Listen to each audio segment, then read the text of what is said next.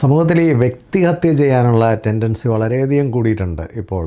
അത് പൊതുവേ മാനസിക ആരോഗ്യം കുറഞ്ഞ വളരെ ചീപ്പായിട്ടുള്ള വ്യക്തികളുടെ ഒരു ആയുധമാണ് ഈ വ്യക്തിഹത്യ എന്ന് പറയുന്നത്. എന്തെങ്കിലും നമുക്ക് അനുകൂലമായിട്ടുള്ള ഒരു കാര്യമല്ല, അല്ലെങ്കിൽ നമുക്കൊരാളോട് ആശയപരമായി എതിർപ്പുണ്ടെങ്കിൽ അവരെ വ്യക്തിഹത്യ ചെയ്ത് അവരെ നിശബ്ദമാക്കുക എന്ന് പറയുന്നത് വളരെ ഈസി ആയിട്ടുള്ളൊരു ടൂളായിട്ട് മൂഢൻ വിശ്വസിക്കുന്നു. സത്യം പറഞ്ഞാൽ സ്വയം അപഹാസ്യമാകുകയാണ് ചെയ്യുന്നത്. ഞാൻ സാമൂഹ്യ മാധ്യമത്തിലൊരു ആശയം എഴുതിയപ്പോൾ അതിനോട് എന്നെ വ്യക്തിഹത്യ ചെയ്യാനായിട്ട് വന്ന ഒരാളുണ്ട്. സൂട്ടും കോട്ടുമൊക്കെ ഇട്ട് നടക്കുന്ന ഒരാളാണ്. പക്ഷേ ഉള്ളിലെല്ലാം വിഷമാണ്. ഉള്ളിലെല്ലാം നിരാശയും അസൂയയും കോംപ്ലക്സും ഈഗോയും ഒക്കെയാണ്. അങ്ങനെയുള്ളവരവിടെയൊക്കെ എഴുതും. ഞാനത് അവിടെ തന്നെ ഇടും. അപ്പോൾ ഒരു പ്രൊഫസർ എന്നെ വിളിച്ചിട്ട് പറഞ്ഞത്, സുനിൽ സാറേ അത് അവിടെ തന്നെ കിടക്കട്ടെ, കാരണം അവൻ തന്നെ സ്വയം അപഹാസ്യനാകട്ടെ, അതവിടെ തന്നെ കിടക്കണം.